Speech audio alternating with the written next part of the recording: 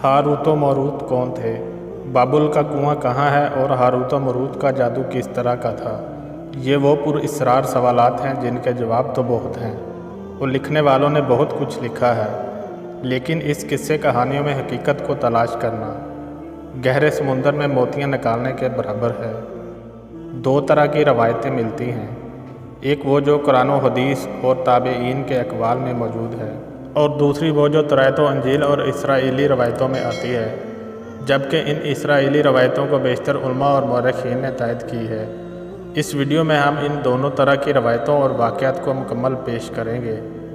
रवायतों के मुताबिक हज़रत इदरीस अलैहिस्सलाम के ज़माने में एक मरतबा आसमान और ज़मीन के दरमियान से पर्दों को हटा दिया गया तो फ़रिश्तों ने ज़मीन में आबाद इंसानों को देखकर तअज्जुब किया और बोले, या रब्बुल आलमीन, हम तो गुनाह के करीब भी नहीं जाते, बल्कि ये बनी आदम गुनाहों में इतने मुब्तला हैं।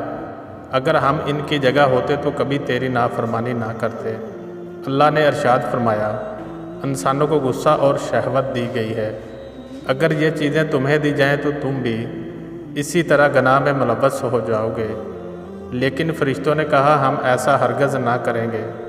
लिहाजा अल्लाह के हुक्म से फ़रिश्तों ने अपनी जमात में से दो बेहतरीन और अतात गदार फ़रिश्तों को चुन लिया, जिनका नाम हारूत और मारूत था।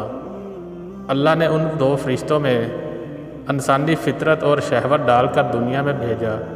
वो शहर बाबल में दो खूबसूरत इंसान बनकर आए और काजी के काम पर मुकर्रर हो गए, जहाँ वो लोगों के दरमियान फ़ैसले किया करते थे। एक दिन उनके पास एक औरत अपना मुकदमा लेकर आई और कहा कि उसका शौहर उसे बहुत परेशान करता है। हारूत व मारूत ने जब उस औरत को देखा तो वो उसकी खूबसूरती और हुस्न से मरऊब हो गए और उस पर आशिक हो गए। उन्होंने उस औरत से ज़ना की ख्वाहिश की तो औरत ने उनसे कहा, तुम्हारी ये ख्वाहिश मैं तब ही पूरी करूँगी जब तुम बुत की पूजा करो, शराब पियो या मेरे खावंद को कत्ल कर दो। हारूत व मारूत ने शराब नोशी को छोटा गुनाह समझकर पी लिया और नशे की मस्ती में दो और कबीरा गुनाह कर बैठे। उस औरत ने उनसे आसमान पर चढ़ने का अमल भी सीख लिया, जिसके ज़रिए वो आसमान पर जाते थे। जब औरत इस अमल के ज़रिए आसमान पर गई तो अल्लाह के हुक्म से उसे सितारे की शक्ल में मनसूख कर दिया गया। चूँकि उस औरत का नाम ज़ोहरा था, इसलिए वो सियारा ज़ोहरा कहलाया, जिसे आज वीनस कहते हैं। इस गुनाह की वजह से हारूत व मारूत खुद वो इसमें आज़म भूल गए, जिसे पढ़कर वो आसमान पर जाते थे, और बतौर सज़ा इन्हें बाबल के एक कुएँ में उल्टा लटका दिया गया, जहाँ वो ता क़यामत यूं ही कैद रहेंगे।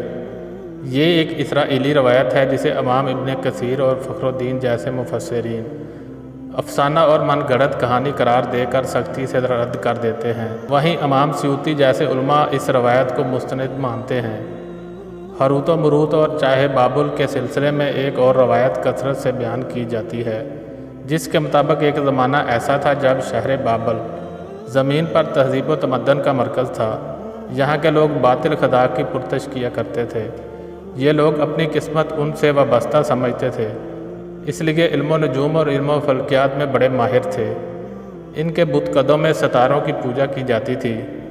ये लोग जादू, तंत्र मंत्र, सफली को बहुत अहमियत देते और इस इल्म के ज़रिए माशरे में खूब फसाद फैलाते थे। ये लोग दलीसम, जादू, तंत्र मंत्र में बहुत आगे बढ़ गए। इनमें बड़े बड़े जादूगर मौजूद थे। उनकी तारीख़ी किताबों में जगह जगह जादू और तंत्र मंत्र ही नज़र आता है।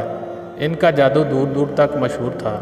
मुख्तसर ये कि इस शहर का बाशिंदा होना ही जादूगर होने की अलामत थी। जब हज़रत सुलेमान अलैहिस्सलाम की हुकूमत आई तो आपने उन लोगों को इस शर्किया अमल से रोका और उनकी सहर और जादू की किताबों को एक जगह जमा करके अपनी अजीम कुर्सी के नीचे दफन कर दिया, ताकि इस फितना अंगेज़ अमल का जड़ से खात्मा हो जाए। जब सुलेमान अलैहिस्सलाम की वफ़ात हुई तो शैतान ने उन किताबों को दोबारा खोद कर निकाला और लोगों से कहा कि सुलेमान पैगंबर नहीं था, बल्कि इन किताबों के ज़रिए हुकूमत किया करता था। लिहाजा हवा में उड़ना, जिन्नात पर काबू और सुलेमान अलैहिस्सलाम के गैर मामूली मौजज़ात दरअसल जादू और सफली अमल था। बनी इसराइल ने इसकी पैरवी की और उन किताबों को पढ़ना शुरू कर दिया। लिहाजा दोबारा ये शर अंगेज़ इल्म इस कौम में सरायत कर गई। اللہ نے سلیمان علیہ السلام پر لگائے گئے الزام اور تہمت کی نفی کرتے ہوئے سورۃ بقرہ میں فرمایا، اور انہوں نے اس چیز کی پیروی کی جو شیطان سلیمان کی بادشاہت کے وقت پڑھتے تھے، اور سلیمان نے کفر نہیں کیا تھا لیکن شیطانوں نے ہی کفر کیا۔ لوگوں کو جادو سکھاتے تھے اور اس چیز کی بھی جو شہر بابل میں ہاروت و ماروت 2 فرشتوں پر اتارا گیا تھا، اور وہ کسی کو نہ سکھاتے جب تک یہ نہ کہہ دیتے کہ ہم تو صرف آزمائش کے لیے ہیں، تو کافر نہ بن۔ لہٰذا جب یہ سحر کا علم بابل میں عام ہو گیا اور لوگوں کی تکلیف اور پریشانیوں کا باعث بن گیا، تو اللہ نے 2 فرشتوں کو انسانی صورت میں مأمور کیا کہ وہ جادو کے عوامل اور اسے باطل کرنے کا طریقہ لوگوں کو سکھائیں تاکہ وہ جادوگروں کے فساد اور شر سے محفوظ رہ سکیں۔ لیکن یہ تعلیمات غلط مقصد کے لیے بھی استعمال ہو سکتی تھی۔ حالانکہ وہ فرشتے لوگوں کو تنبیہ کرتے تھے اور ان کے لیے صراحتہ کہتے تھے کہ یہ تمہارے لیے ایک طرح کی آزمائش ہے، لیکن پھر بھی وہ لوگ ایسے کاموں میں پڑ گئے جو انسانوں کے لیے ضرر اور نقصان کا باعث تھا۔